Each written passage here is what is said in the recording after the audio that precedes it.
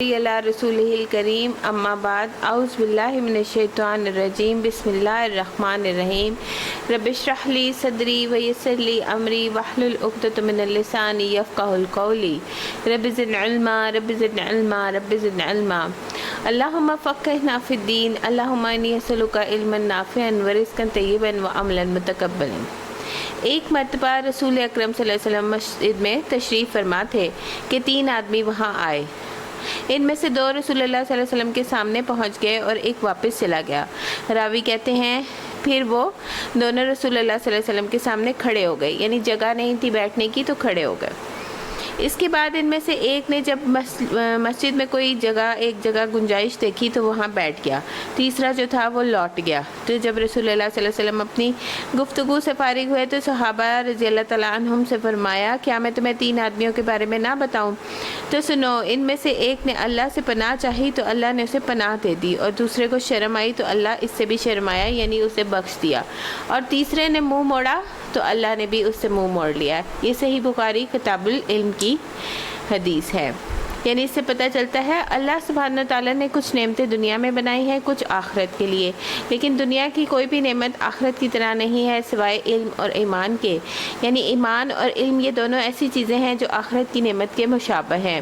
یعنی انسان کے اندر جب ایمان آتا ہے، ایمان جاگتا ہے، تو دل کو جو حلاوت اور خوشی محسوس ہوتی ہے وہ خوشی انسان جنت میں بھی محسوس کرے گا، اس ایمان کی وجہ سے محسوس کرے گا۔ اس کے علاوہ علم حاصل کرنے کے بعد جب انسان کے اندھیرے دور ہوتے ہیں، اس کو روشنی ملتی ہے، اس کے اندر اللہ سبحانہ تعالیٰ کی محبت بڑھتی ہے، تو اس کے دل کو سکون اور قرار آتا ہے۔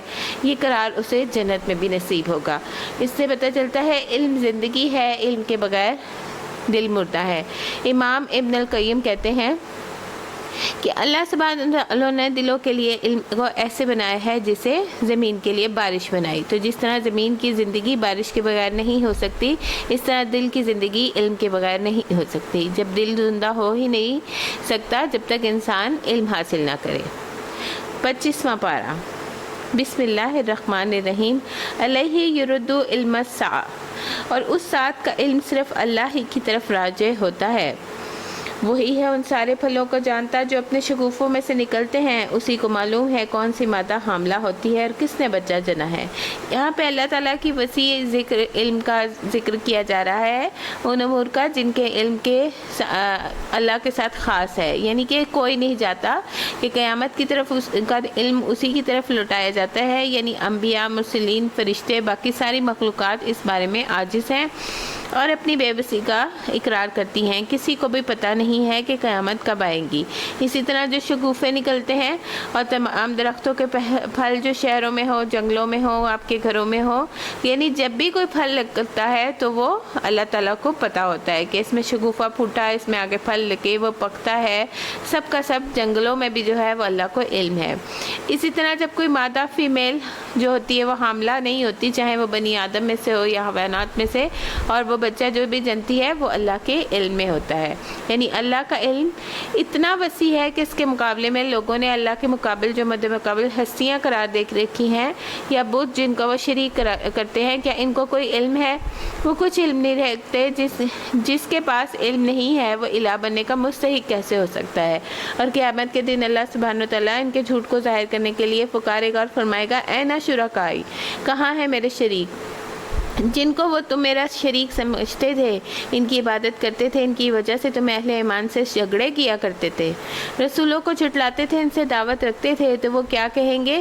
اس وقت وہ ان سب کا انکار کر دیں گے اور کہیں گے ہم آپ سے کہہ چکے ہیں، ہم آج کوئی بھی بات اس کی گواہی نہیں دیتا کہ اللہ کے سوا کوئی معبود نہیں ہے۔ لیکن دنیا میں انسان اس قدر غافل ہے، کس قدر بے خبر ہے کہ وہ اس بات کو نہیں سمجھتا۔ وہاں چونکہ انہیں یہ یقین ہو جائے گا کہ اب اللہ سے بچانے والا کوئی نہیں ہے تو کوئی مدد نہیں ملے گی، کوئی جائے پناہ نہیں، تو اس وجہ سے وہ سب کے سب جن کو وہ اپنا سمجھتے ہیں وہ ان سے گم ہو جائیں گے کہ اب وہ بچ نہیں سکتے۔ پھر جس روز وہ ان لوگوں کو پکارے گا کہاں ہے میرے شریک، تو کہیں گے ہم عرض کر چکے ہیں کہ ہم میں سے کوئی اس کی گواہی دینے والا نہیں۔ اس وقت وہ سارے معبود ان سے گم ہو جائیں گے جنہیں یہ پہلے پکارتے تھے، اور یہ لوگ سمجھ لیں گے کہ اب کوئی جائے پناہ نہیں ہے، یعنی کوئی بچانے والا نہیں ہے۔ انسان کبھی بھلائی کی دعائیں مانگتے نہیں تھکتا، جب اس پہ کوئی آفت آ جاتی ہے تو مایوس دل شکستہ ہو جاتا ہے۔ یعنی انسان کا عام طور پہ کیا حال ہوتا ہے کہ اٹھتے بیٹھتے خیر مانگتا ہے، اپنے لیے اپنی اولاد کے لیے بھلائی کی دعائیں کرنے سے کبھی نہیں تھکتا، جو مل جائے اس پہ قناعت نہیں کرتا بلکہ چاہتا ہے اور ملے۔ نبی صلی اللہ علیہ وسلم نے فرمایا اگر ابن آدم کو ایک وادی سونے بھر کی دے دی جائے تو دوسری کا خواہشمند ہو جائے گا، دوسری دے دی جائے تو تیسری کا خواہشمند ہو جائے گا، اور ابن آدم کا پیٹ مٹی کے سوا اور کوئی چیز نہیں بھر سکتی۔ اللہ تعالیٰ اس کی توبہ قبول کرتا ہے جو وہ توبہ کرے، مگر جو ہی کے سخت وقت گزر جانے کے بعد ہم اسے اپنی رحمت کا مزہ چکھا دیتے ہیں تو یہ کہتا ہے میں اسی کا مستحق ہوں اور میں یہ نہیں سمجھتا کہ قیامت کبھی آئے گی، لیکن اگر واقعی میں اپنے رب کی طرف پلٹایا گیا تو وہاں بھی مزے کروں گا۔ جیسے وہ یہودی کہتے تھے کہ ہم جتنے دن یہاں رہیں گے وہاں جائیں گے تو وہاں بھی ہم مزے میں رہیں گے، عیش میں رہیں گے، جلیں گے نہیں، اور میں نہیں سمجھتا کہ قیامت کبھی آئے گی، اور اگر میں واقعی اپنے رب کی طرف الٹایا گیا تو وہاں بھی مزے کروں گا۔ حالانکہ کفر کرنے والوں کو لازماً ہم بتا کے رہیں گے کہ وہ کیا کر کے آئیں گے، اور انہیں ہم بڑے گندے عذاب کا مزہ چکھائیں گے۔ انسان کو جب ہم نعمت دیتے ہیں تو وہ منہ پھیرتا ہے اور اکڑ جاتا ہے، جب اسے کوئی آفت چھو جاتی ہے تو لمبی لمبی دعائیں کرنے لگتا ہے۔ یہاں دو انسان کی کبھی صفات کا ذکر کر رہا ہے کہ جب تکلیف پہنچتی ہے تو مایوس ہو جاتا ہے، جب نعمت ملتی ہے خوشحالی پہنچتی ہے تو بھول جاتا ہے کہ نام کس نے دیا، خود ہی تکبر کرنے لگتا ہے اور وہ کہتا ہے کہ میں اس کا صحیح حقدار تھا۔ جب اسے کوئی آفت چھو جاتی ہے تو لمبی چوڑی دعائیں کرنے لگتا ہے۔ اے نبی صلی اللہ علیہ وسلم ان سے کہو تم نے کبھی یہ سوچا کہ یہ قرآن خدا کی طرف سے ہو، تم اس کا انکار کرتے رہو تو اس شخص سے بڑھ کر بھٹکا ہوا اور کون ہوگا جس کی مخالفت میں دور تک نکل گیا ہو۔ ان قریب ہم ان کو اپنی نشانیاں آفاق میں دکھائیں گے اور ان کے اپنے نفس بھی، یہاں تک کہ ان کے پر بات کھل جائے یہ قرآن باقی برحق ہے، انہ الحق۔ کیا یہ بات کافی نہیں ہے کہ تیرا رب ہر چیز پر گواہ ہے، شاہد ہے؟ الا انہم فی مریۃ من لقاء ربہم الا انہ بکل شیء محیط۔ یہ لوگ اپنے رب کی ملاقات سے شک رکھتے ہیں، سن رکھو وہ ہر چیز کو گھیرنے والا ہے، محیط ہے۔ سورہ شعراء۔ بسم اللہ الرحمن الرحیم۔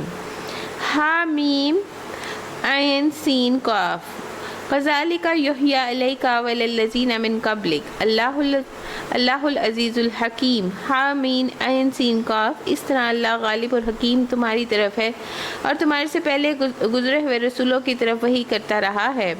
آسمانوں اور زمینوں میں جو کچھ ہے، لہو ما فی السماوات و ما فی الارض وہو العلی العظیم، اسی کا ہے اور وہ برتر اور عظیم ہے۔ قریب ہے کہ آسمان اوپر سے پھٹ پڑے، فرشتے اپنے رب کی حمد کے ساتھ اس کی تسبیح کر رہے ہیں اور زمین والوں کے حق میں درگزر کی درخواست کیے جاتے ہیں۔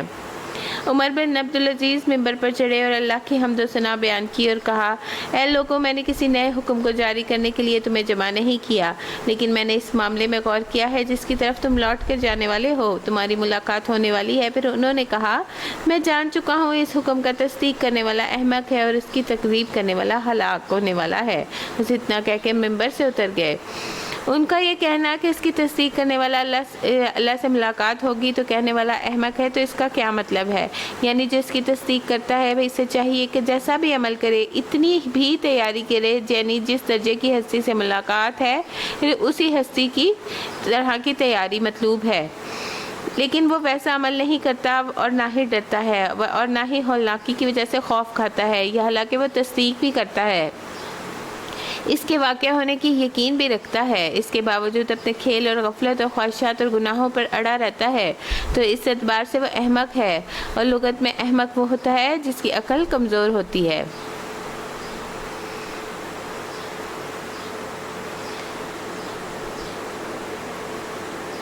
آگاہ رہو، حقیقت میں اللہ ہی غفور الرحیم ہے۔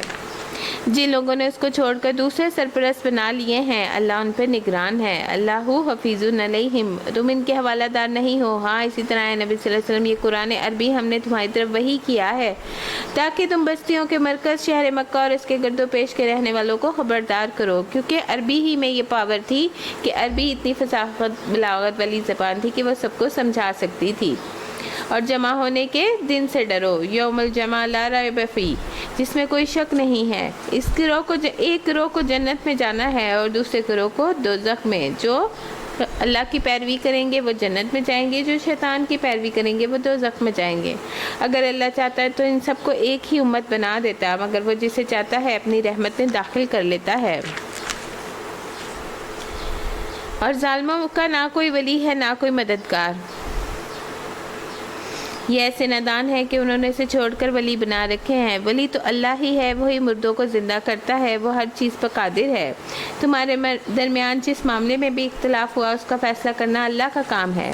اللہ ربی علیہ توکلت علیہ منیب، وہی میرا رب ہے، اسی پہ میں نے بھروسہ کیا، اسی کی طرف میں رجوع کرتا ہوں۔ فاطر السماوات والارض، آسمان و زمین کا پیدا کرنے والا ہے، جس نے تمہاری اپنی جنس سے تمہارے لیے جوڑے پیدا کیے، حضرت آدم کی پسلی سے حضرت حوا کو بنایا، اسی طرح جانوروں میں سے انہی کے ہم جنس جوڑے بنا ڈالے، اسی طریقے سے وہ تمہاری نسلیں پھیلاتا ہے، اور کائنات کی کوئی چیز اس کے مشابہ نہیں ہے۔ یعنی اللہ کی مثال ہم کسی چیز سے نہیں دے سکتے۔ لیس کمثلہ شیء، وہ سب کچھ سننے والا اور دیکھنے والا ہے۔ آسمان و زمین کے خزانوں کی کنجیاں اسی کے پاس ہیں، جسے چاہتا ہے کھلا رزق دیتا ہے، جسے چاہتا ہے نپا تلا دیتا ہے۔ انہ بکل شیء علیم، وہ ہر چیز کا علم رکھنے والا ہے۔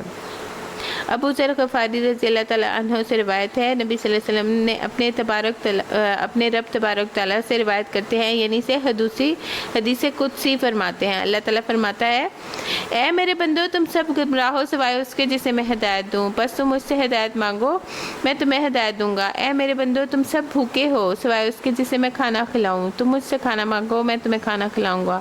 اے میرے بندو، تم سب برہنہ ہو سوائے اس کے جسے میں لباس بناؤں، تو تم مجھ سے لباس مانگو میں تمہیں لباس بناؤں گا۔ اے میرے بندو، تم سب دن اور رات گناہ کرتے ہو، میں تمہارے سارے گناہوں کو بخشتا ہوں، تم مجھ سے بخشش مانگو میں تمہیں بخش دوں گا۔ اے میرے بندو، اگر تمہارے اولین اور آخرین جنوں انس ایک ساتھ چٹلیل میدان پہ کھڑے ہو کر مجھ سے مانگنے لگے تو میں ہر ایک کو جو وہ مجھ سے مانگے عطا کر دوں گا، تو بھی میرے خزانوں میں کوئی کمی نہ ہوگی مگر جتنی سمندر میں سوئی ڈال کر نکالنے سے پانی میں کمی آتی ہے۔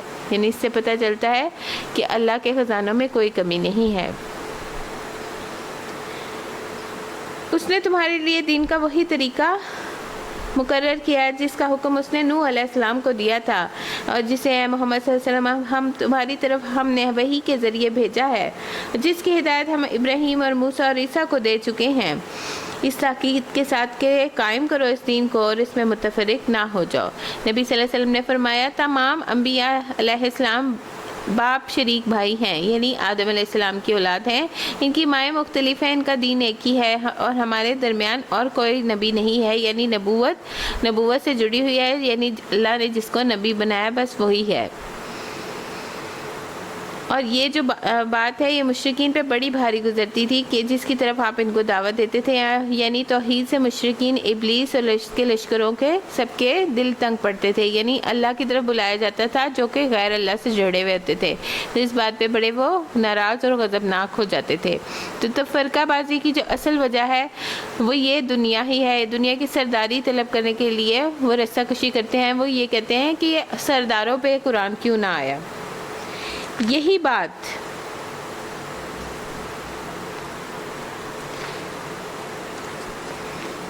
ان مشرکین کو سخت ناگوار محسوس ہوئی، جس کی طرف اے محمد صلی اللہ علیہ وسلم تم انہیں دعوت دے رہے ہو۔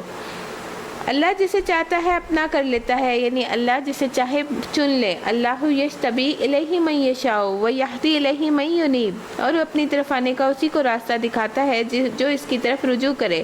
لوگوں میں سے جو تفرقہ رونما ہوا اس کے بعد ہوا کہ ان کے پاس علم آ چکا تھا، اور علم کیا تھا؟ قرآن، اور اس بنا پر ہوا کہ وہ آپس میں ایک دوسرے پہ زیادتی کرنا چاہتے تھے۔ اگر تیرا رب پہلے ہی یہ فرمان آ چکا ہوتا کہ ایک وقت مقررہ تک فیصلہ ملتوی رکھا جائے گا تو ان کا قضیہ چکا دیا جاتا، یعنی وہ ان کا حساب لے لیا جاتا۔ سفیان ثقفی سے مروی ہے کہ ایک شخص نے عرض کیا، یا رسول اللہ، مجھے اسلام کے حوالے سے کوئی ایسی بات بتا دیجئے کہ آپ کے بعد کسی سے پوچھنے کی ضرورت نہ رہے۔ آپ نے فرمایا، پہلے اقرار کرو میں اللہ پر ایمان لایا، پھر اس پر ہمیشہ ثابت قدم رہو۔ اس نے عرض کیا، میں کس چیز سے بچوں؟ آپ نے اپنی زبان کی طرف اشارہ کیا کہ زبان کو روک کے رکھو۔ ایمان لانے کے بعد اہم ترین کیا چیز ہے کہ اس کو مینٹین کیا جائے۔ نبی صلی اللہ علیہ وسلم نے فرمایا ثابت قدم رہو اور اپنا اخلاق اچھا رکھو، یعنی یہ دو چیزیں انسان کو فائدہ دیتی ہیں۔ حقیقت یہ ہے کہ اگلوں کے بعد جو لوگ کتاب کے وارث بنائے گئے وہ اس کی طرف بڑے اضطراب انگیز شک میں پڑے ہوئے ہیں۔ شک منہ مریب، اور یہ بڑا بے چین کر دینے والا شک ہوتا ہے کہ انہیں یقین ہی نہیں آتا، اور یہ بھی ایک قسم کا عذاب ہوتا ہے۔ چونکہ یہ حالت پیدا ہو چکی ہے، اس لیے اے محمد اب تم اسی دین کی طرف دعوت دو جس طرح تمہیں حکم دیا گیا ہے، اس پر مضبوطی کے ساتھ قائم ہو جاؤ۔ ان لوگوں کی خواہشات کا اتباع نہ کرو، ان سے کہہ دو اللہ نے جو کتاب بھی نازل کی ہے اس پر ایمان لایا۔ مجھے حکم دیا گیا ہے کہ میں تمہارے درمیان انصاف کروں، اللہ ہی ہمارا رب ہے، اللہ ربنا و ربکم لنا اعمالنا و لکم اعمالکم، اور ہمارے لیے تمہارا بھی رب ہے، تمہارے لیے ہمارے اعمال ہیں، تمہارے لیے تمہارے اعمال ہیں، ہمارے اور تمہارے درمیان کوئی جھگڑا نہیں، کوئی حجت نہیں، لا حجتا۔ اللہ ایک روز سب کو جمع کرے گا، اسی کی طرف تم کو پلٹنے جانا ہے۔ لوگ اللہ کی دعوت پہ لبیک کہہ جاتے کے بعد لوگ لبیک کہنے والوں سے اللہ کے دین کے معاملے میں جھگڑا کرتے ہیں۔ ان کی حجت بازی ان کے رب کے نزدیک باطل ہے اور ان پر اللہ کا غضب ہے اور وہ ان کے لیے سخت عذاب ہے۔ اللہ وہی ہے جس نے حق کے ساتھ یہ کتاب اور میزان نازل کی۔ تمہیں کیا خبر؟ شاید کہ فیصلے کی گھڑی قریب آ لگی ہو۔ جو لوگ اس کے آنے پر ایمان نہیں رکھتے تو اس کے لیے جلدی میں جاتے ہیں، اگر جو اس پر ایمان رکھتے ہیں وہ اس سے ڈرتے ہیں اور جانتے ہیں یقیناً وہ آنے والی ہے۔ خوب سن لو، جو لوگ اس گھڑی کے آنے میں شک میں ڈالنے والی بحثیں کر رہے ہیں وہ گمراہی میں بہت دور نکل گئے ہیں۔ یہاں پہ کتاب، میزان اور قیامت، ان تینوں چیزوں کا ذکر کیا جا رہا ہے کیونکہ قیامت بدلے کا دن ہے، حساب کا دن ہے، تو اس سے پہلے ہی انسان کو میزان یعنی انصاف سے کام لینا چاہیے۔ اس کے لیے انسان کو کتاب کا سہارا لینا چاہیے، اس کتاب کو پڑھنا چاہیے تاکہ وہ سیدھا رہے۔ اللہ اپنے بندوں پر بہت مہربان ہے۔ اللہ لطیف بعبادہ یرزق من یشاء وہو القوی العزیز۔ اللہ اپنے بندوں پر بڑا مہربان ہے اور جو کچھ چاہتا ہے دیتا ہے، وہ بڑی قوت والا ہے۔ یعنی مومن کا جو موت ہوتا ہے، جو موت سے ڈر ہوتا ہے وہ مختلف ہوتا ہے۔ وہ کس بات سے ڈرتا ہے کہ ابھی میں نے کچھ نہیں کیا، میرا عمل قبول ہوگا کہ نہیں ہوگا۔ اور یہاں یہ بتایا جا رہا ہے کہ اللہ اتنا قہار اور جبار ہونے کے ساتھ لطیف بھی ہے، آپ پہ مہربان بھی ہے، وہ رزق بھی دیتا ہے۔ یعنی کہ جہاں پہ اس کا قہار ہونے کا بات آتی ہے وہیں پہ اس کی نرمی کی بات بھی آ جاتی ہے۔ من کانا یرید حرث الآخرہ، جو آخرت کی کھیتی چاہتا ہو اس کی کھیتی ہم بڑھا دیتے ہیں، یعنی جو آخرت چاہتا ہو اس کو اللہ نیکیوں کے قابل بنا دیتے ہیں، اور جو دنیا چاہتا ہے اسے ہم دنیا ہی میں دے دیتے ہیں مگر آخرت میں اس کا کوئی حصہ نہیں۔ وما لہ فی الآخرۃ من نصیب، کیا یہ لوگ ایسے شریک خدا رکھتے ہیں جنہوں نے اس کے لیے دین کی نوعیت رکھنے والا ایسا طریقہ مقرر کر دیا ہے جس کا اللہ نے کوئی اذن ہی نہیں دیا۔ اگر فیصلے کی بات پہلے سے طے نہ ہو گئی ہوتی تو ان کا قضیہ لگ چکا ہوتا۔ یقیناً ان ظالموں کے لیے دردناک عذاب ہے۔ تم دیکھو کہ یہ ظالم اس وقت اپنے کیے کے انجام سے ڈر رہے ہوں گے، وہ ان پر آ کر کہے گا بخلاف اس کے جو لوگ ایمان لائے، جنہوں نے نیک عمل کیے، وہ جنت کے گلستانوں میں ہوں گے، جو کچھ بھی وہ چاہیں گے اپنے رب کے ہاں پائیں گے۔ یہی بڑا فضل ہے، یہ ہے وہ چیز جس کی خوشخبری اللہ اپنے بندوں کو دیتا ہے اور وہ اپنے رب کے ہاں پائیں گے۔ یعنی قیامت کے دن جو ہے وہ اللہ تعالیٰ کچھ لوگوں کو سرخرو کرے گا اور کچھ لوگوں کو وحشت طاری ہو رہی ہوگی۔ یہی بڑا فضل ہے، وہ جس چیز کی خوشخبری اللہ اپنے ان بندوں کو دیتا ہے جنہوں نے مان لیا اور نیک عمل کیے۔ اللہ نبی صلی اللہ علیہ وسلم، اے نبی صلی اللہ علیہ وسلم، ان لوگوں سے کہہ دو کہ میں اس کام پر تم سے کسی اجر کا طالب نہیں ہوں، البتہ قرابت کی محبت ضرور چاہتا ہوں۔ قرابت اس لیے کہا گیا کہ حضور صلی اللہ علیہ وسلم کی قریش کے ہر قبیلے سے تقریباً رشتہ داری تھی، تو اس لیے کہا گیا کہ قرابت جو ہے اس کی محبت ضرور چاہتا ہوں کہ اسی کا لحاظ کر کے ایمان لے آؤ۔ جو کوئی بھلائی کمائے گا ہم اس کے لیے بھلائی میں خوب اضافہ کر دیں گے، یعنی اس کو 700 گنا بڑھا دیں گے۔ بے شک اللہ بڑا غفور الرحیم ہے، وہ قدردان ہے، درگزر کرنے والا ہے۔ کیا یہ لوگ کہتے ہیں اس شخص نے اللہ پر جھوٹا بہتان گھڑ لیا ہے؟ کیا یہ لوگ کہتے ہیں اس شخص نے اللہ پر جھوٹا بہتان گھڑ لیا ہے، اگر اللہ چاہے تو تمہارے دلوں پہ مہر کر دے۔ اللہ عز و جل نے فرمایا، مجھے میری عزت کی قسم میں اپنے بندے پر 2 امن اور 2 خوف جمع نہیں کرتا۔ اگر میرا بندہ دنیا میں امن سے رہا تو اس دن میں خوف میں مبتلا کر دوں گا جس دن اپنے بندوں کو جمع کروں گا۔ اگر وہ دنیا میں مجھ سے ڈر گیا تو میں لوگوں کو جمع ہونے والے دن میں اس کو امن کر دوں گا۔ یعنی اس دن کی قیامت کی رسوائی سے ہمیں بچنے کی دعا بھی کرنی چاہیے، امید اور خوف بھی ہو تو اس دن اللہم لا تحزنی یوم القیامہ، کہ اللہ مجھے قیامت کے دن رسوا نہ کیجیے۔ تو یہ دعا ہے۔ پھر یہ ہے اللہم انی اعوذ بک من ضیق الدنیا و ضیق یوم القیامہ، کہ اللہ پاک میں تیری پناہ مانگتا ہوں دنیا کی تنگی اور قیامت کی تنگی سے۔ وہ باطل کو مٹا دیتا ہے اور حق کو اپنے نافرمانوں کو حق کر دکھاتا ہے، وہ سینوں کے چھپے ہوئے راز بھی جانتا ہے، وہی ہے جو اپنے بندوں کی توبہ قبول کرتا ہے، وہ برائیوں سے درگزر کرتا ہے، حالانکہ تم لوگوں کے سب افعال کا اسے علم ہے، وہ ایمان لانے والوں نیک عمل کرنے والوں کی دعا قبول کرتا ہے اور فضل سے ان کو اور بھی زیادہ دیتا ہے۔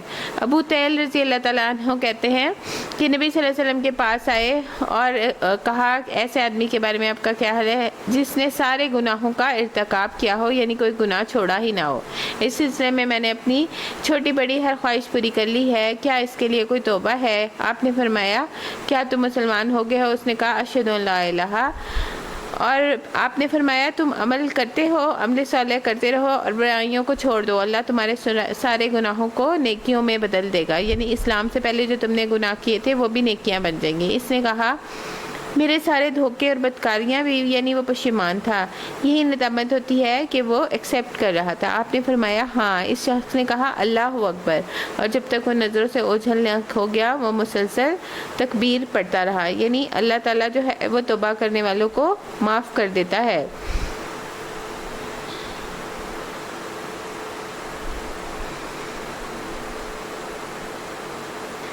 حالانکہ تم لوگوں کے سب اعمال کا اسے علم ہے، وہ ایمان لانے والوں کو نیک عمل کرنے والوں کی توبہ قبول کرتا ہے اور اپنے فضل سے ان کو اور زیادہ دیتا ہے۔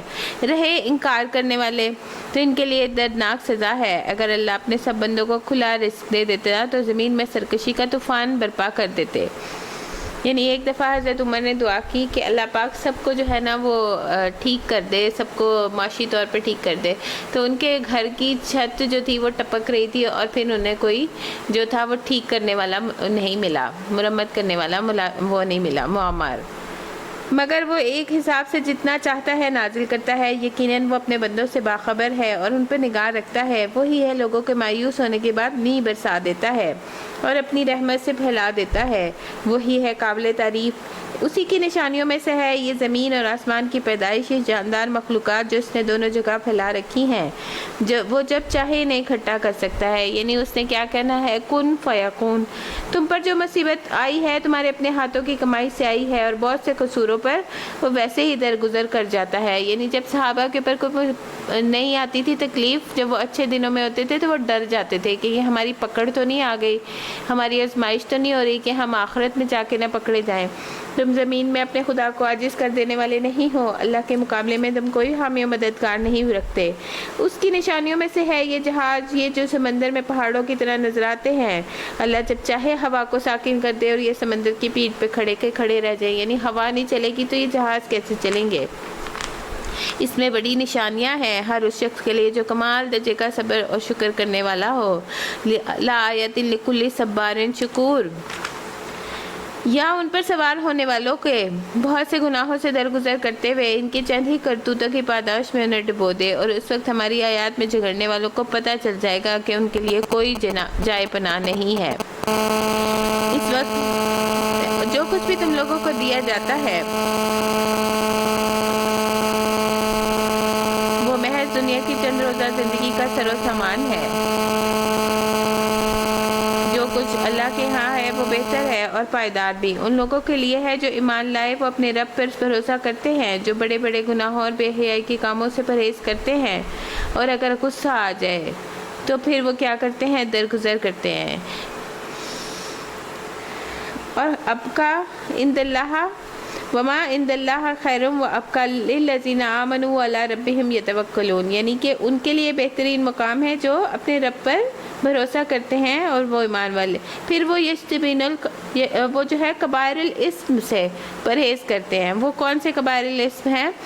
ماں باپ کی نافرمانی، شرک کرنا، اور پھر اس کے بعد معصوم عورت پہ بہتان لگانا، جہاد سے بھاگ جانا میدان جنگ سے، قتل کرنا، زنا کرنا، شراب نوشی، یہ سارے کیا ہیں؟ کبائر الاسم ہے.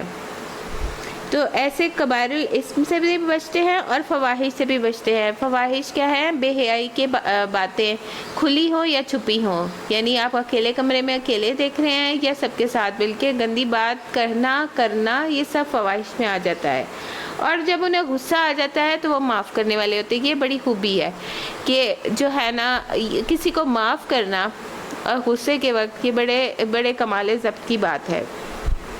رسول اللہ صلی اللہ علیہ وسلم نے فرمایا گناہ کیا ہے؟ گناہ وہ ہے جو تیرے دل میں کھٹ کے تم لوگوں پر اس کا مطلع ہونا پسند نہ کرو، یعنی جو چیز تم لوگوں سے چھپانے لگ جاؤ تو یہ گناہ ہے.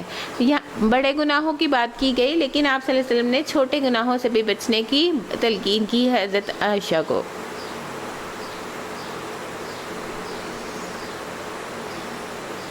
ایک شخص نے عرض کی یا رسول اللہ مجھے کوئی نصیحت فرمائیے. آپ نے کہا غصہ نہ کیا کرو. وہ شخص کہتا ہے میں نے آپ کے فرمان پہ غور کیا تو جان لیا غصہ ہر قسم کے شر کو جمع کرتا ہے. یعنی جب غصہ آتا ہے تو بدگمانی بھی ہوتی ہے، انسان دوسروں کو برا بھلا بھی کہتا ہے، ناراض ہوتا ہے، لڑائی ڈال دیتا ہے، جھگڑے فساد ہوتے ہیں.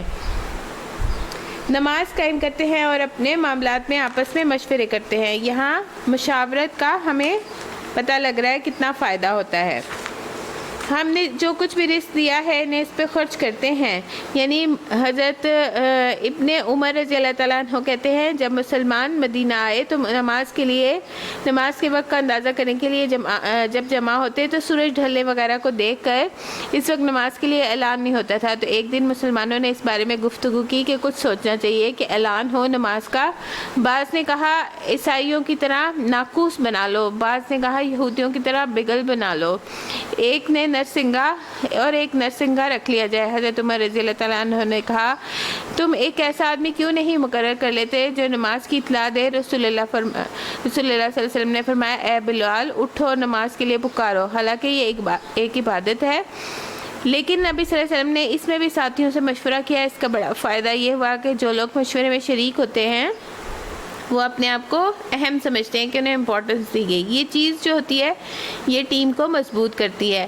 حسن کہتے ہیں اللہ کی قسم جب کسی قوم نے مشورے کا طریقہ اختیار کیا تو جو کچھ ان کے پاس موجود تھا ان میں سے سب سے بہتر چیز کی طرف اللہ نے ان کی رہنمائی کی. پھر انہوں نے اسی آیت کی تلاوت کی جو خود نبی صلی اللہ علیہ وسلم کی زندگی میں دیکھتے تھے کہ آپ صحابہ سے اپنے قریبی لوگوں سے مشورہ کرتے تھے.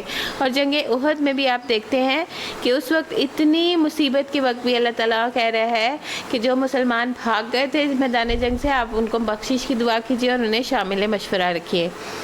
اور نبی صلی اللہ علیہ وسلم کی جو تھے وہ کسی سے انتقام نہیں لیتے تھے.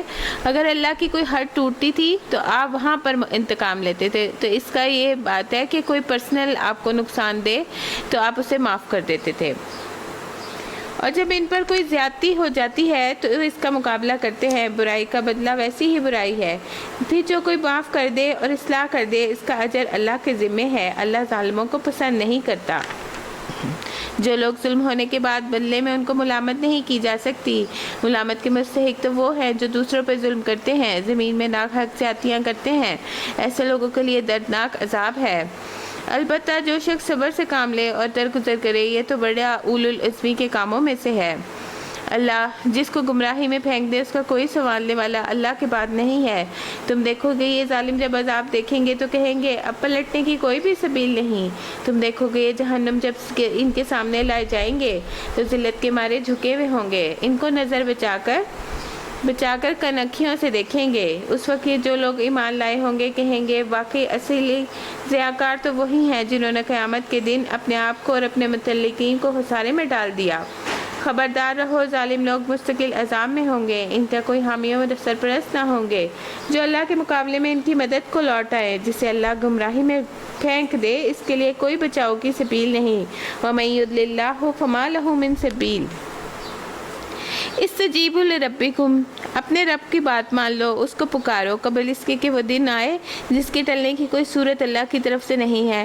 اس دن تمہارے لیے کوئی جائے پناہ نہ ہوگی، نہ وہ کوئی تمہارے حال کی بدلنے کی کوشش کرنے والا ہے۔ اب اگر یہ لوگ منہ موڑتے ہیں، نبی صلی اللہ علیہ وسلم، ہم نے تم کو ان پر نگہبان بنا کر تو نہیں بھیجا، تم پر تو صرف بات پہنچا دینے کی ذمہ داری ہے۔ انسان کا حال یہ ہے، جب ہم اسے اپنی رحمت کا مزہ چکھاتے ہیں تو اس پہ پھول جاتا ہے، اور اگر اس کے اپنے ہاتھوں کا کیا دھرا کسی مصیبت کی شکل میں اس پہ پڑتا ہے تو سخت ناشکرا بن جاتا ہے۔ للہ ملک السماوات والارض، اللہ ہی کے لیے ہے آسمانوں کی اور زمین کی بادشاہی کا مالک اللہ ہے۔ وہ جو کچھ چاہتا ہے، یخلق من یشاء یہب لمن یشاء، وہ جسے چاہتا ہے پیدا کرتا ہے، جسے چاہتا ہے لڑکیاں دیتا ہے، جسے چاہتا ہے لڑکے دیتا ہے، جسے چاہتا ہے لڑکے اور لڑکیاں ملا جلا کے دیتا ہے، جسے چاہتا ہے بانچ کر دیتا ہے، وہ سب کچھ جانتا ہے۔ انہ علیم قدیر، وہ ہر چیز پر قادر ہے۔ کسی بشر کا یہ مقام نہیں ہے کہ اللہ اس سے روبرو بات کرے، اس کی بات یا تو وحی کے اشارے کے طور پہ ہوتی ہے یا پردے کے پیچھے سے۔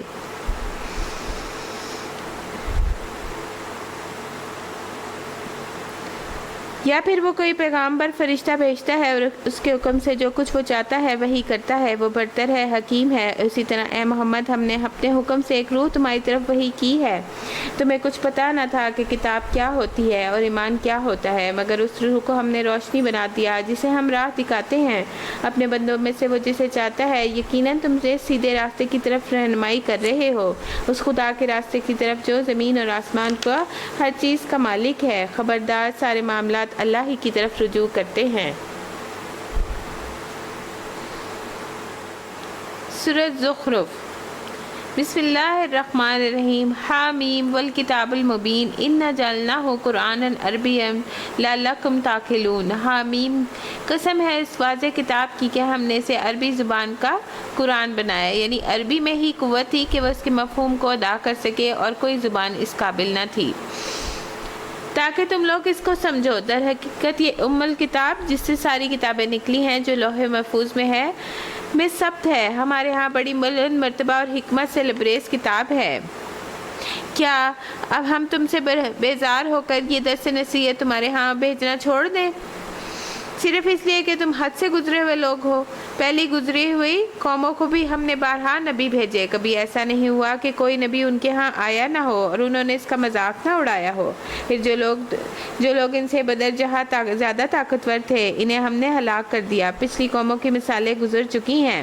اگر تم ان لوگوں سے پوچھو کہ زمین اور آسمانوں کو کس نے پیدا کیا تو یہ خود کہیں گے کہ انہیں زبردست علیم ہستی نے پیدا کیا، وہی نا جس نے تمہارے لیے اس زمین کا گہوارہ بنایا اور اسی میں تمہاری خاطر راستے بنا دیے تاکہ تم اپنی منزل مقصود پاتے ہو۔ والذی نزل من السماء ماء، اور اس نے جو ہے ایک خاص مقدار سے آسمان سے پانی اتارا۔ خاص مقدار سے اس لیے کہ جتنی عوام کو ضرورت تھی اتنا ہی اللہ پاک نے اتارا، اگر وہ زیادہ اتار دیتا تو ندیوں میں طغیانی آ جاتی۔ اس کے ذریعے سے مردہ زمین کو جلا اٹھایا، اس طرح ایک روز تم زمین سے برآمد کیے جاؤ گے۔ وہی جس نے یہ تمہارے جوڑے تمام پیدا کیے، جس نے تمہارے لیے کشتیوں اور جانوروں کو سواری بنایا تاکہ تم اس کی پشت پر چڑھو، اور جب ان پر بیٹھے ہو تو اپنے رب کا احسان یاد کرو اور کہو سبحان الذی سخرنا لہذا وما کننا لہ مقرنین وانا الی ربنا لمنقلبون۔ حضور صلی اللہ علیہ وسلم جو تھے وہ بھی سواری پہ بیٹھتے تھے تو بسم اللہ پڑھتے، پھر الحمدللہ پڑھتے، کیونکہ اللہ کا احسان یاد کرو کہا گیا، اور پھر یہ والی دعا پڑھتے، اور یہ بھی پڑھتے سبحانک انی ظلمت نفسی واغفر لی فانہ لا یغفر الذنوب الا انت، یہ والی دعا بھی وہ پڑھتے تھے۔ کہو پاک ہے وہ ذات جس نے ہمارے لیے ان چیزوں کو مسخر کر دیا اور نہ ہم انہیں قابو میں لانے کی طاقت رکھتے تھے، ایک روز ہمیں اپنے رب کی طرف ہی پلٹنا ہے۔ یہ سب کچھ جانتے اور مانتے ہوئے ان لوگوں نے ان بندوں میں سے بعض کو اس کا جز بنا ڈالا، یعنی شریک ٹھہرایا۔ حقیقت یہ ہے کہ انسان کھلا اور احسان فراموش ہے کہ اللہ نے اپنے مخلوق میں سے اپنے لیے بیٹیاں انتخاب کیں اور تمہیں بیٹوں سے نوازا، اور حال یہ ہے کہ جس اولاد کو یہ لوگ خدائے رحمان کی طرف منسوب کرتے ہیں اس کی ولادت کا مستحق جب خود ان میں سے کسی کو دیا جاتا ہے، یعنی بیٹیاں ہونے کا، تو ان کے منہ پہ سیاہی چھا جاتی ہے، وہ غم سے بھر جاتا ہے اور کیا اللہ کے حصے میں وہ اولاد آئی جو زیوروں میں پالی جاتی ہے اور بحث و حجت میں اپنا مدعا پوری کرنے والی واضح بھی نہیں رکھتی؟ یعنی عورت کو تو زیوروں سے شوق ہی بہت ہے، تو قرآن میں لکھا گیا ہے، پھر بحث و حجت میں اپنی بات نہیں منوا سکتی۔ انہوں نے فرشتوں کو جو خدائے رحمان کے خاص بندے ہیں عورتیں قرار دیا۔ نعوذ باللہ، ان کا یہ عقیدہ تھا کہ اللہ پاک نے کوئی جنوں سے رابطہ کر لیا تھا، کوئی رشتہ استوار کر لیا تھا، جس کے نتیجے میں فرشتے اللہ کی بیٹیاں ہیں، نعوذ باللہ۔ کیا ان کے جسم کی ساخت انہوں نے دیکھی ہے؟ ان کی گواہی لکھ لی جائے گی، انہیں اس کی جواب دہی کرنی ہوگی۔ یہ کہتے ہیں خدائے رحمان اگر چاہتا تو ہم اس کی عبادت نہ کریں، تو کبھی ہم ان کو نہ پوچھتے۔ اس معاملے کی قطعی حقیقت کو وہ نہیں جانتے، محض تیر تکے لڑاتے ہیں۔ کیا ہم نے اس سے پہلے کوئی کتاب ان کو دی تھی جس کی سند اپنے ملائکہ پرستی کے لیے یہ اپنے پاس رکھتے ہوں؟ نہیں، بلکہ یہ کہتے ہیں ہم نے اپنے باپ دادا کو ایک طریقے پہ پایا ہے اور ہم انہی کی نقش قدم پہ چل رہے ہیں۔ اسی طرح تم سے پہلے جس بستی کو بھی ہم نے کوئی نذیر بھیجا، اس کے کھاتے پیتے لوگوں نے یہی کہا کہ ہم نے اپنے باپ دادا کے طریقے پر پایا ہے، ہم انہیں کے نقش قدم کی پیروی کر رہے ہیں۔ ہر نبی نے ان سے پوچھا کیا تم اسی ڈگر پہ چلے جاؤ گے؟ خواہ اس راستے میں کوئی زیادہ صحیح راستہ تمہیں بتاؤں جس پر تم نے اپنے باپ دادا کو پایا ہے؟ انہوں نے سارے رسولوں کو یہی جواب دیا، جس دین کی طرف بلائے جانے کے لیے تم بھیجے گئے ہو ہم اسی کے کافر ہیں۔ آخرکار ہم نے ان کی خبر لے ڈالی، اور دیکھو کیسا انجام ہوا ہے جھٹلانے والا کا۔ فانظر کیف کان عاقبۃ المکذبین۔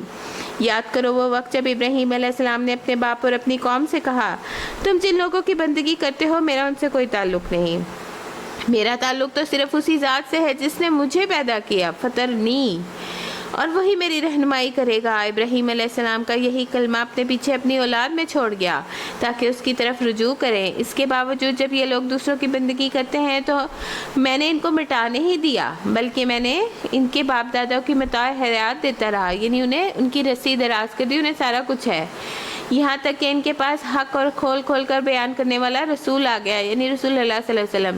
اگر جب وہ ان کے حق لے کر ان کے پاس آیا تو انہوں نے کہہ دیا یہ تو جادو ہے، اور ہم اس کو ماننے سے انکار کرتے ہیں۔ کہتے ہیں یہ قرآن دونوں شہروں کے بڑے آدمیوں یعنی مکہ اور مدینہ میں سے کسی کے بڑے آدمیوں پہ کیوں نہ نازل کیا گیا، یعنی ابو جہل پہ اور عبداللہ بن ابی پہ۔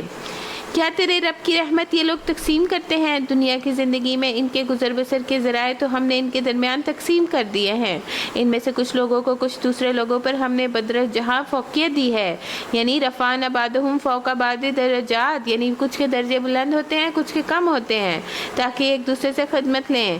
تیرے رب کی رحمت اس دولت سے زیادہ قیمتی ہے جو اس کے یہ رئیس سمیٹ رہے ہیں۔ اگر انہیں یہ اندیشہ نہ ہوتا تو سارے لوگ ایک ہی طریقے کے ہو جائیں گے، تو ہم خدائے رحمان کے کفر کرنے والوں کو گھروں کی چھتوں اور ان کی سیڑھیاں جن سے وہ اپنے بالا خانوں میں چڑھتے ہیں، اور ان کے دروازوں کو اور ان کے تخت جن پر وہ تکیہ لگا کر بیٹھتے ہیں، سب سونے چاندی کے بنوا دیتا ہے۔ یہ تو محض دنیا کی متاع ہے، اور آخرت تیرے رب کے ہاں صرف متقین کے لیے ہے۔ جو اللہ کو یاد نہیں کرتا تو اللہ تعالیٰ شیطان اس کے پیچھے لگا دیتے ہیں۔ ابن قیم کہتے ہیں جب انسان صبح شام اور اس کی پریشانیوں کو جو اللہ کی ذات سے ہوتی ہیں تو اللہ تعالیٰ اس کی ساری ضرورتوں کو اپنے لیے لے لیتا ہے، تو وہ ہر چیز سے اسے پریشانی سے مبرہ کر دیتا ہے۔ جو شخص رحمان کے ذکر سے تغافل برتتا ہے ہم اس پر ایک شیطان مسلط کر دیتے ہیں، یعنی دنیا کی لعنت ہے اس کے ہر چیز اس کے سوا کہ وہ جو سیکھے اور سکھائے، یعنی دنیا کی لعنت ہر چیز پر لعنت اس میں ہوتی ہے جو شخص رحمان کے ذکر سے تغافل برتتا ہے ہم اس پر ایک شیطان مسلط کر دیتے ہیں اور وہ اس کا رفیق بن جاتا ہے۔ یہ شیاطین ایسے لوگوں کو راہ راست پہ آنے سے روکتے ہیں۔ رسول اللہ صلی اللہ علیہ وسلم نے فرمایا یقیناً اللہ نے تمہارے درمیان اخلاق کو ایسے ہی تقسیم کر دیا ہے جس طرح تمہارے درمیان رزق تقسیم کیا جاتا ہے۔ بے شک اللہ دنیا کو اس کو بھی دیتا ہے جس سے وہ محبت کرتا ہے اور اس کو بھی دیتا ہے جس سے وہ محبت نہیں کرتا، یعنی ایمان صرف اس کو دیتا ہے جس سے محبت کرتا ہے اور جس کے لیے چاہتا ہے دین کی سمجھ عطا کر دیتا ہے، یعنی دنیا سے بھی مل رہی ہے جو اللہ کی نافرمانی کر رہا ہے۔ یہ شیاطین ایسے لوگوں کو راہ راست پہ آنے سے روکتے ہیں، تو اور وہ اپنی جگہ یہ سمجھتے ہیں کہ ہم ٹھیک جا رہے ہیں۔ آخرکار جب یہ شخص ہمارے ہاں پہنچے گا تو شیطان سے کہے گا کاش میرے اور تیرے درمیان مشرق اور مغرب کا فاصلہ ہوتا، تو بدترین ساتھی نکلا۔ حدیث میں آتا ہے کہ میں اپنے بندے کے ساتھ ہوتا ہوں اس وقت جب مجھے وہ یاد کرتا ہے، میری یاد میں ہونٹ ہلاتا ہے۔ جب لوگ مل کر اللہ کا ذکر کرتے ہیں تو فرشتے انہیں گھیر لیتے ہیں، رحمت ان کو ڈھانپ لیتی ہے، سکینت ان پہ نازل ہوتی ہے، اللہ اپنے پاس والوں میں ان کا ذکر کرتا ہے۔ شیطان کے حملے سے بچاؤ کا ذکر ہی ذریعہ ہے، یعنی غفلت شیطان کو مسلط کر دیتی ہے اور ذکر کرنا شیطان کو دور کر دیتا ہے۔ یعنی کہ یہاں ساتھی کیا آ رہا ہے کہ وہ کہیں گے بہت برا ساتھی تو نکلا جس نے مجھے، تو جو رسول اللہ صلی اللہ علیہ وسلم نے فرمایا کہ انسان اپنے دوست کے دین پر ہوتا ہے، تو اپنی صحبت کا خیال رکھنا چاہیے۔ تو بدترین ساتھی نکلا۔ اس وقت ان لوگوں سے کہا جائے گا جب تم ظلم کر چکے، آج یہ بات تمہارے لیے کچھ بھی نافع نہیں ہے، تم اور تمہارے شیاطین عذاب میں مشترک ہیں۔ اب کیا نبی صلی اللہ علیہ وسلم تم بہروں کو سناؤ گے یا اندھوں کو، یا سری گمراہی میں جو پڑے ہوئے لوگوں کو راہ دکھاؤ گے؟ اب تو ہمیں ان کی سزا دینی ہے، خواہ تمہیں دنیا سے اٹھا لیں یا تم کو آنکھوں سے ان کا انجام کار دکھا دیں جس کا ہم نے ان سے وعدہ کیا ہے۔ ہمیں ان پہ پوری قدرت حاصل ہے، تم بہرحال اس کتاب کو مضبوطی سے تھامے رہو جو وحی کے ذریعے تمہارے پاس بھیجی گئی ہے، یقیناً تم سیدھے راستے پر ہو۔ حقیقت یہ ہے کہ یہ کتاب تمہارے لیے اور تمہاری قوم کے لیے بڑا اشرف ہے، اور عنقریب تم لوگوں کو اس کی جواب دہی کرنی ہوگی۔ تم سے پہلے ہم نے جتنے رسول بھیجے تھے ان سب کو پوچھ دیکھو، ہم نے خدا رحمان کے سوا کچھ دوسرے معبود بھی مقرر کیے تھے، ان کی بندگی کی جائے۔ ہم نے موسیٰ علیہ السلام کو اپنی نشانیوں کے ساتھ فرعون اور اس کے اعیان سلطنت کے پاس بھیجا، اور اس نے جا کر کہا میں رب العالمین کا رسول ہوں، انی رسول رب العالمین۔ جب وہ ہماری کھلی نشانیاں اس کے سامنے پیش کی تو وہ ٹھٹھے مارنے لگے ہم ایک ایک ان کو ایسی نشانی دکھاتے چلے گئے جو پہلی سے بڑھ چڑھ کر تھی۔ ہم نے ان کو عذاب میں دھر لیا تاکہ وہ اپنی روش سے باہر آئیں۔ ہر عذاب کے موقع پر وہ کہتے اے ساحر، اپنے رب کی طرف سے جو منصب تجھے حاصل ہے اس کی بنا پہ ہمارے لیے اس سے دعا کرو، ہم ضرور راہ راست پہ آ جائیں گے۔ مگر چونکہ ہم ان سے عذاب کو ہٹا دیتے تھے تو وہ اپنی بات سے پھر جاتے تھے۔ پھر ایک روز فرعون اپنی قوم کے درمیان پکار کر کہا، لوگو کیا مصر کی بادشاہی میری نہیں ہے، یعنی عجم کی؟ یہ نہریں میرے نیچے نہیں بہ رہی، حالانکہ وہ تو اللہ نے چلائی تھیں۔ اگر پانی خشک ہو جاتا تو وہ اس کو کرنے پہ قادر تھا۔ کیا تم لوگوں کو نظر نہیں آتا میں بہتر ہوں، یا یہ شخص جو ذلیل و حقیر ہے یہ اپنی بات بھی کھول کے بیان نہیں کر سکتا، یعنی اس کی زبان میں لکنت ہے؟ کیوں نہ اس پر سونے کے گن اتارے گئے۔ یہ فرشتوں کا ایک دستہ اس کی اردلی میں آیا، یعنی گارڈ کے طور پہ۔ اس نے اپنے قوم کو ہلکا سمجھا اور انہوں نے اس کی اطاعت کی، در حقیقت وہ تھے ہی فاسق لوگ۔ آخرکار جب انہوں نے ہمیں غضبناک کر دیا تو ہم نے ان سے انتقام لیا، ان کو اکٹھا غرق کر دیا اور بعد میں آنے والوں کے لیے پیشروا نمونہ بنا دیا، عبرت کا نمونہ۔ آپ دیکھیں کہ اس کی جو لاش ہے اس کو نمونہ عبرت بنا دیا، اور جو ہی کہ ابن مریم کی مثال دی گئی۔ تمہاری قوم کے لوگوں نے اس پہ غل مچا دیا، کہنے لگے ہمارے معبود اچھے ہیں یا وہ؟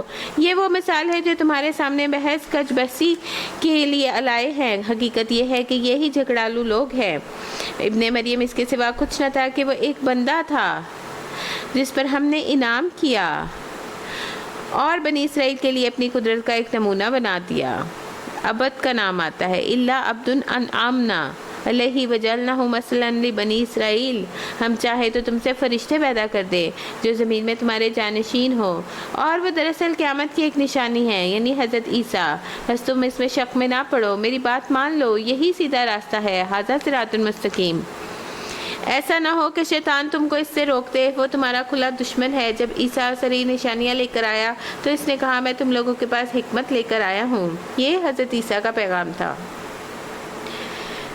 اور اس لیے آیا ہوں کہ تم پر بعض ان باتوں کی حقیقت کھول دوں جن میں تم اختلاف کرتے رہے ہو، لہٰذا تم اللہ سے ڈرو اور میری اطاعت کرو۔ حقیقت یہ ہے کہ اللہ ہی میرا رب ہے، ان اللہ هو ربی و ربکم فاعبدوہ ھذا صراط مستقیم۔ تمہارا بھی رب ہے، اسی کی تم عبادت کرو، یہی سیدھا راستہ ہے۔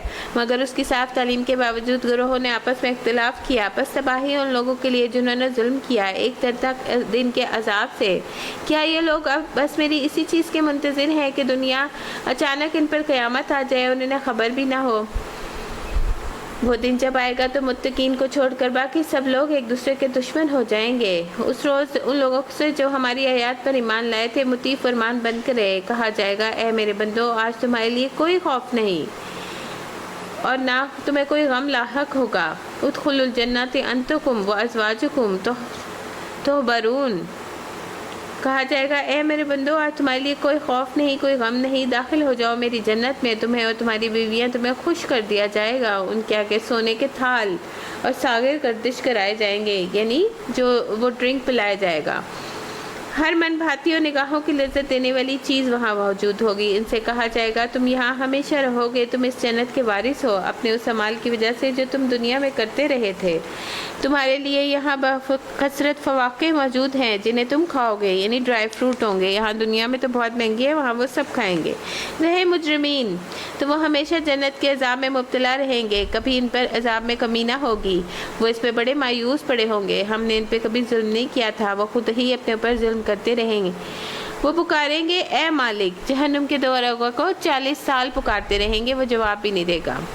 تیرا رب ہمارا کام ہی تمام کر دے تو اچھا ہے، وہ جواب دے گا تم یوں ہی پڑے رہو گے، یعنی جلنے کی اتنی تکلیف ہوگی، پھر جلنا پگھلنا، پھر اوپر چڑھ جائیں گے، جو جل کے ہلکے ہوں گے تو پھر ان کے گروز بھی اسی لیے گلوں میں توق ڈالے جائیں گے کہ وہ اوپر جو اٹھ رہے ہیں تو واپس ان کو زنجیریں نیچے گھسیٹ لائیں گی، استغفر اللہ، پھر پیپ اور انہی کا جو ہے وہ لہو نکلتا جائے گا، وہی انہیں پانی پینے کو تلچھٹ والا دیا جائے گا، آئل والا، تو وہ اس سے ان کا گلا بھی چھل جائے گا، ان کی آندڑیاں بھی باہر نکل آئیں گی، تو پھر اس کے بعد جو ہے ان کا دماغ ہر چیز پگھل جائے گی، تو وہ کہیں گے کہ اے مالک اللہ سے کہو کہ وہ ہمارا کام ہی تمام کر دے، وہ جواب دے گا تم یوں ہی پڑے رہو گے، ہم تمہارے پاس حق لے کر آئے ہیں، تم سب کو اکثر حق ہی ناگوار تھا، وَأَكْثَرَكُمْ لِحَقِّ الْكَارِهُونَ، کیا ان لوگوں نے کوئی اقدام کرنے کا فیصلہ کر لیا ہے؟ اچھا تو ہم بھی ایک فیصلہ کیے لیتے ہیں، کیا انہوں نے یہ سمجھ رکھا ہے ہم ان کی راز کی باتیں، ان کی سرگوشیاں سنتے نہیں ہیں؟ ہم سب کچھ سن رہے ہیں اور ہمارے فرشتے ان پر لکھ ہی رہے ہیں، کرامن کاتبین۔ ان سے کہو اگر واقعی رحمان کی کوئی اولاد ہوتی تو سب سے پہلے عبادت کرنے والا میں ہوتا۔ سبحان ربی السماوات والارض رب العرش عما یصفون، اور وہ کیا ہے، وہ عرش کا مالک ہے اور ان ساری باتوں سے پاک ہے جو یہ لوگ اس کی طرف منسوب کرتے ہیں۔ اچھا آپ انہیں اپنے باطل خیالات میں غرق اور کھیل میں منہمک رہنے دو، یہاں تک کہ وہ اپنا دن دیکھ لیں جس کا انہیں خوف دلایا جا رہا ہے۔ وہی ایک آسمان میں بھی خدا ہے اور زمین میں بھی، وہی حکیم اور علیم ہے، وہ بہت بلند و بالا ہے جس کے قبضے میں زمین اور آسمان کی ہر چیز کی بادشاہی ہے، جو زمین اور آسمان کے درمیان میں پائی جاتی ہے۔ وَتَبَارَكَ الَّذِي لَهُ مُلْكُ السَّمَاوَاتِ وَالْأَرْضِ وَمَا بَيْنَهُمَا وَعِندَهُ عِلْمُ السَّاعَةِ وَإِلَيْهِ تُرْجَعُونَ، اور قیامت کی گھڑی کا علم بھی بس اسی کو ہے اور اسی کی طرف تم پلٹائے جانے والے ہو۔ اس کو چھوڑ کر یہ لوگ جنہیں پکارتے ہیں وہ کسی شفاعت کا اختیار نہیں کرتے، یعنی غیر اللہ، دیوی دیوتا، بت، فرشتے، اللہ یہ کہ کوئی علم کی بنا پر کوئی حق کی شہادت دے۔ اگر تم ان سے پوچھو گے انہیں کس نے پیدا کیا تو وہ خود کہیں گے اللہ نے، یہ کہاں سے دھوکہ کھا رہے ہیں۔ قسم ہے رسول کی اس قول کی کہ اے رب یہ وہ لوگ ہیں جو مان کر نہیں دیتے۔ اچھا اے نبی صلی اللہ علیہ وسلم ان سے درگزر کیجئے اور ان کو کہہ دیے سلام ہے تمہیں، یعنی ان سے منہ پھیر لیجئے، ان قریب انہیں معلوم ہو جائے گا۔ وَاصْفَحَ عَنْهُمْ وَقُلْ سَلَامٌ فَسَوْفَ يَعْلَمُونَ۔ سورۃ دخان۔ دخان دھوئیں کو کہتے ہیں۔ بسم اللہ الرحمن الرحیم، حامیم والکتاب المبین، انا انزلناہ فی لیلۃ المبارکہ انا کنا منذرین۔ حامیم، قسم ہے اس کتاب مبین کی کہ ہم نے اسے بڑی خیر و برکت والی رات میں نازل کیا، کیونکہ ہم لوگوں کو متنبہ کرنے کا ارادہ رکھتے تھے۔ اور وہ رات کون سی ہے؟ حضور صلی اللہ علیہ وسلم نے یہی فرمایا ہے نا کہ وہ اسے رمضان کی آخری 10 راتوں میں تلاش کرو، طاق راتوں میں۔ ایک شخص رسول اللہ صلی اللہ علیہ وسلم کی خدمت میں حاضر ہوا اور اس نے عرض کیا آپ اس شخص کے بارے میں کیا ارشاد کرتے ہیں کہ کچھ لوگوں سے وہ محبت کرتا ہو لیکن ان سے مل نہیں سکا، جیسے ہم صحابہ سے محبت کرتے ہیں لیکن ہماری ملاقات نہیں ہوئی۔ آپ نے فرمایا انسان اسی کے ساتھ ہے جس سے وہ محبت کرتا ہے، یعنی سارے مسلمان جو ہے محبت والے، ایمان والے، وہ جمع کر دیے جائیں گے۔ ابو مسلم خولانی کہتے ہیں میں معاذ رضی اللہ تعالیٰ عنہ سے کہا میں اللہ کی خاطر آپ سے محبت کرتا ہوں۔ انہوں نے مجھے اپنی طرف کھینچا اور کہا تم نے کیا کہا؟ میں نے کہا میں اللہ کی خاطر آپ سے محبت کرتا ہوں۔ انہوں نے کہا میں نے رسول اللہ صلی اللہ علیہ وسلم کو فرماتے سنا کہ آپ اپنے رب سے روایت کرتے ہیں کہ اللہ کی خاطر محبت کرنے والا قیامت کے دن نور کے ممبروں پہ رونق افسوس ہوں گے، عرش کے سائے کے نیچے ہوں گے، اور جس دن سائے کے سوا کوئی سایہ نہ ہوگا۔ کہتے ہیں وہاں سے نکل کے عبادہ بن صامت رضی اللہ تعالیٰ کے عنہ کے پاس آیا اور معاذ بن جبل رضی اللہ تعالیٰ عنہ والی حدیث بیان کی تو انہوں نے کہا میں نے رسول اللہ صلی اللہ علیہ وسلم کو اپنے رب عز و جل سے یہی روایت کرتے ہوئے سنا ہے، میری محبت ان لوگوں کے لیے طے شدہ ہے جو میری وجہ سے ایک دوسرے سے محبت کرتے ہیں، اور میری محبت ان لوگوں کے لیے طے شدہ ہے جو میری وجہ سے ایک دوسرے پہ خرچ کرتے ہیں، میری محبت ان لوگوں کے لیے طے شدہ ہے جو میری وجہ سے ایک دوسرے سے ملاقات کرتے ہیں۔ اللہ کی خاطر محبت کرنے والے نور کے ممبروں پہ ہوں گے، عرش کے سایوں میں ہوں گے، اور جس دن کوئی اور سایہ نہ ہوگا۔ رسول اکرم صلی اللہ علیہ وسلم نے فرمایا ان کو برتن سونے کے ہوں گے یعنی جنتیوں کے، اور ان کی کنگیاں سونے چاندی کی ہوں گی، ان کی انگوٹھیوں کا ایندھن عود کا ہوگا، مشروف اور برتن خود ان کے پاس آئیں گے۔ ابو امامہ کہتے ہیں جنت والوں میں سے ایک شخص جنت کی شرابوں میں سے ایک شراب کی صرف خواہش کرے گا تو برتن جیسے جگ ہوتا ہے اس کے ہاتھ میں خود بخود آ جائے گا، وہ پی لے گا، برتن خود بخود اپنی جگہ واپس چلا جائے گا، اٹھ کر جانا نہیں پڑے گا۔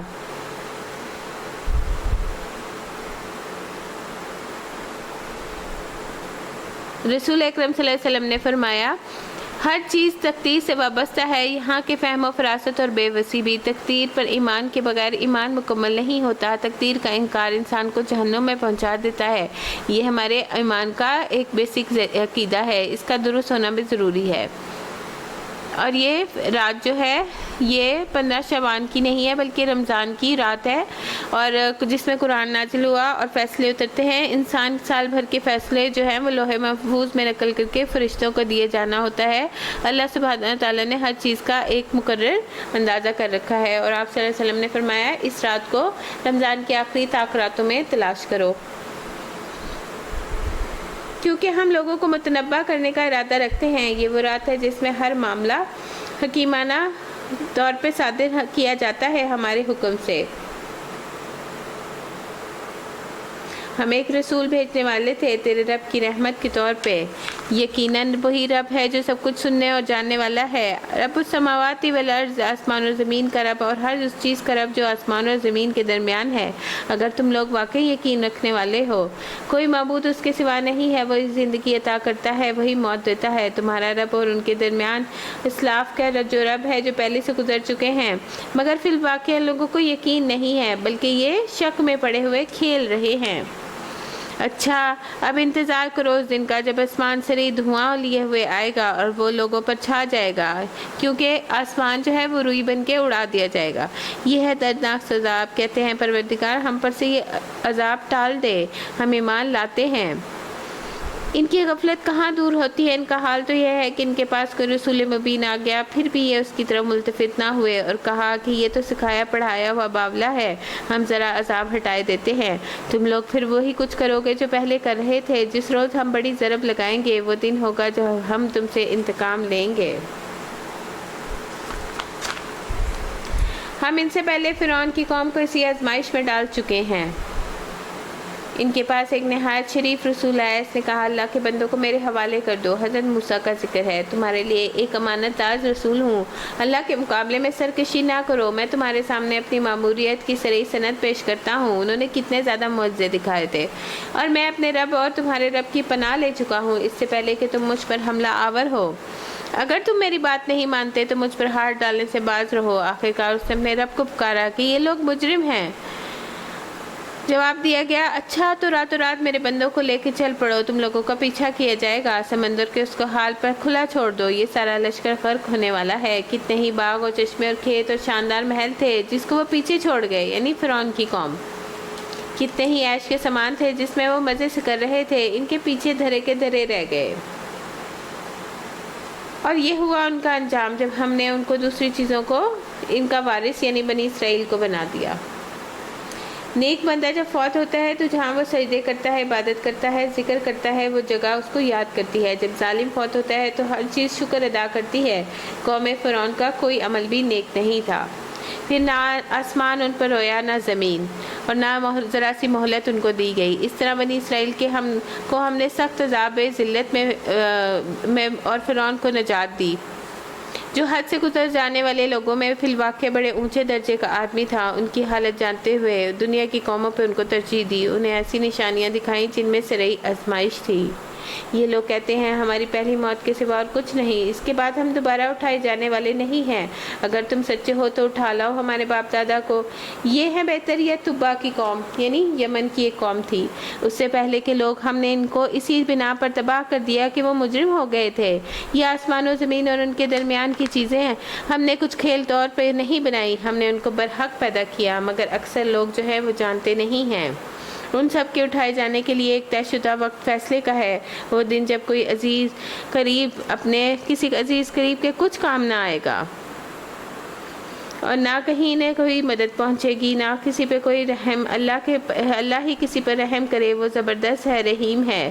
زقوم کا درخت گناہگار کا کھاجا ہے، تیل کی تلچھٹ جیسا، پیٹ میں اس طرح جوش کھائے گا جیسے کھولتا ہوا پانی جوش کھاتا ہے۔ استغفر اللہ۔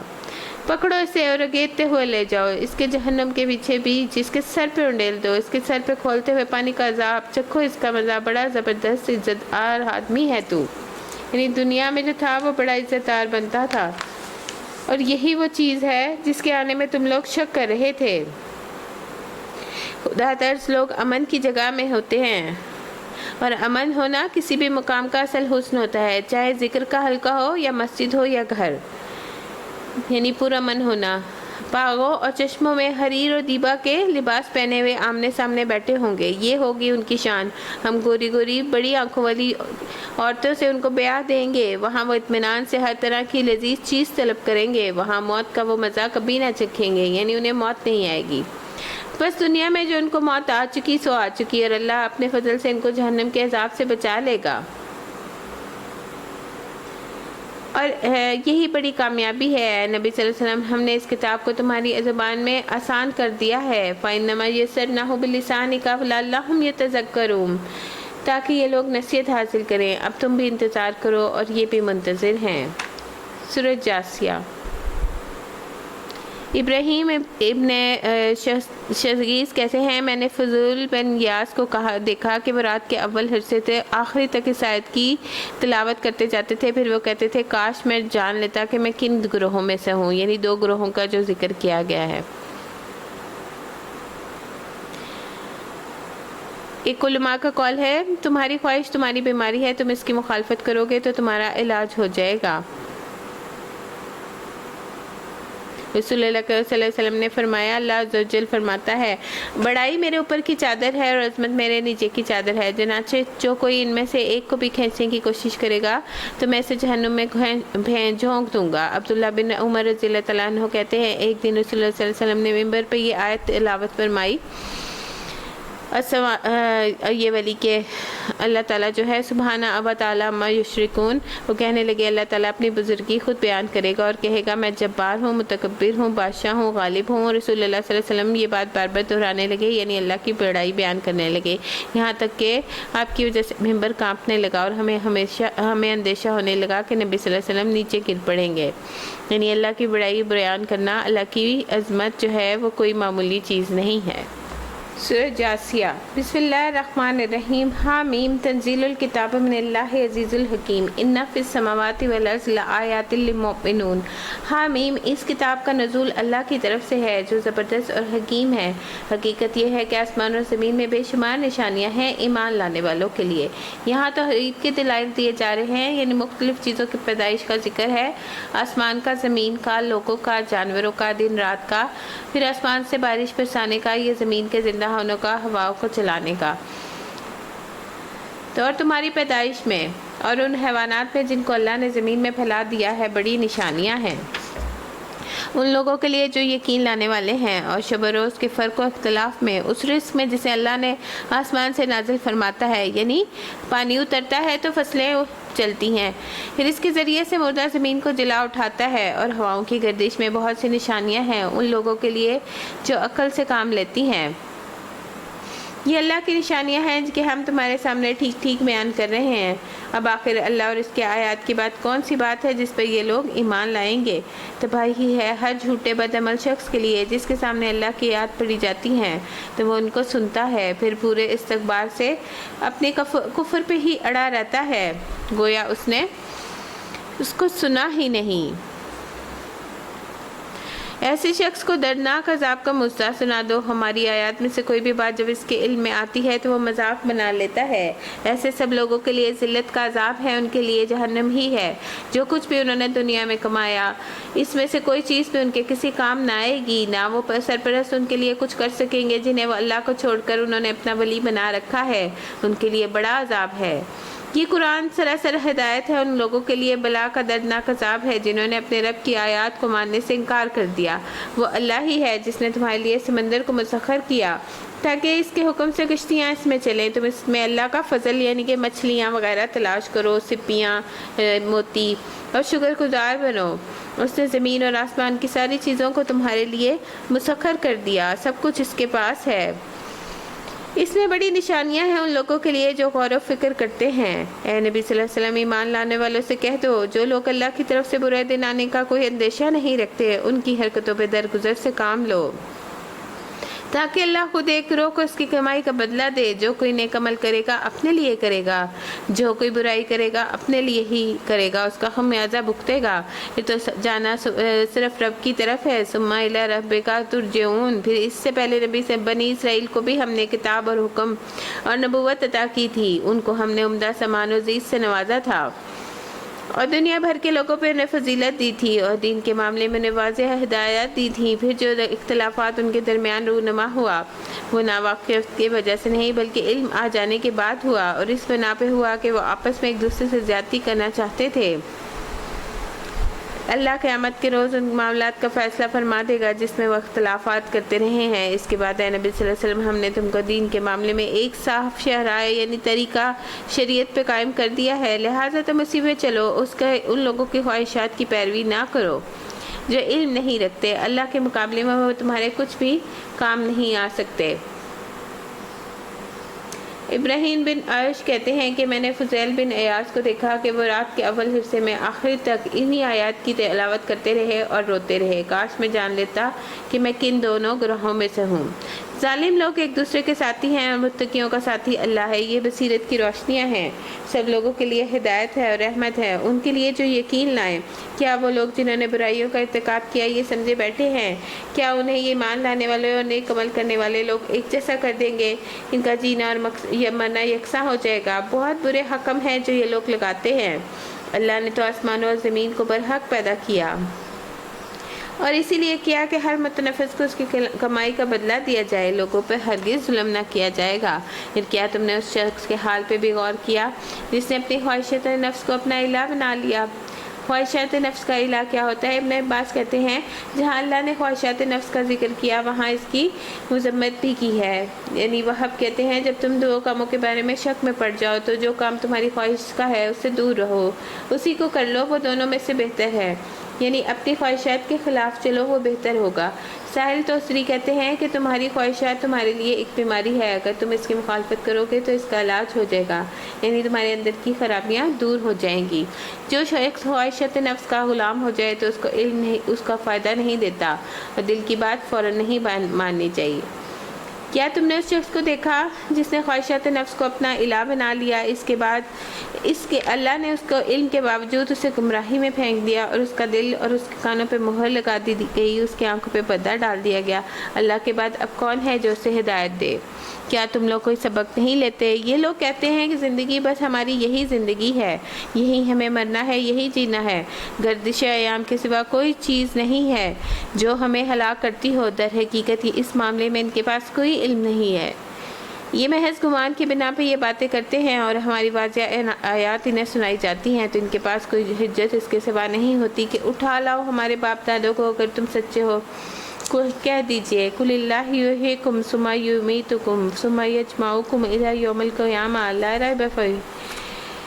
وہی زندگی بخشتا ہے، پھر وہی موت دیتا ہے، پھر وہی تمہیں قیامت کے دن جمع کرے گا جس کے آنے میں کوئی شک نہیں ہے، مگر اکثر لوگ جانتے نہیں ہیں۔ زمین اور آسمان کی بادشاہی اللہ ہی کی ہے۔ جس روز قیامت کی گھڑی آ کھڑی ہوگی اسی دن باطل پرست خسارے میں پڑ جائیں گے۔ اس وقت تم ہر گروہ کو گھٹنوں کے بل، یعنی جاسیہ کا مطلب ہے گھٹنوں کے بل، گرا ہوا دیکھو گے۔ ہر گروہ کو پکارا جائے گا، وہ آئے اور اپنا نامہ اعمال دیکھے۔ ان سے کہا جائے گا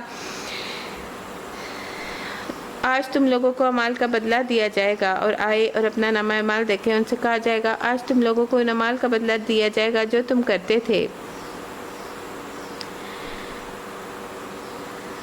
ہم ان سے لکھواتے جا رہے ہیں جو کچھ ایمان لائے ہیں اور نیک عمل کرتے ہیں، ان کا رب انہیں اپنی رحمت میں داخل کرے گا، اور یہی سری کامیابی ہے جن لوگوں نے کفر کیا۔ ان سے کہا جائے گا کیا تمہیں میری آیات سنائی نہیں دی جاتی تھیں مگر تم نے تکبر کیا اور مجرم بن کر رہے۔ اب جب کہا جاتا ہے کہ اللہ کا وعدہ برحق ہے اور قیامت کے آنے میں کوئی شک نہیں، تو تم کہتے ہو ہم نہیں جانتے قیامت کیا ہوتی ہے، ہم تو بس ایک گمان سا رکھتے ہیں۔ پھر ہم کو نہیں یقین کہ اس دن ان کے اعمال کی برائیاں کھل جائیں گی، وہ اسی چیز کے پھیر میں آ جائیں گے جس کا وہ مذاق اڑایا کرتے تھے، اور ان سے کہہ دیا جائے گا آج ہم بھی اسی طرح تمہیں بلائے دیتے ہیں جس طرح تم اس دن کی ملاقات کو بھول گئے تھے۔ تمہارا ٹھکانہ اب دوزخ ہے اور تمہاری مدد کرنے والا کوئی نہیں۔ یہ تمہارا انجام اس لیے ہوا کہ تم نے اللہ کی آیات کا مذاق بنا لیا تھا، تمہیں دنیا کی زندگی میں دھوکے میں ڈال دیا، لہٰذا آج یہ لوگ نہ نکالے جائیں گے، نہ ہی ان سے کہا جائے گا کہ معافی مانگ کے جو ہے وہ اللہ کی، نہ ان سے کہا جائے گا معافی مانگ کے اپنے رب کو راضی کر لو۔ بس تعریف اللہ ہی کے لیے ہے۔ قل للہ الحمد للہ رب السماوات والارض، جو آسمان اور زمین کا مالک ہے اور سارے جہان والوں کا پروردگار ہے۔ زمین اور آسمان کی بڑائی اسی کے لیے ہے، وہی زبردست اور دانا ہے۔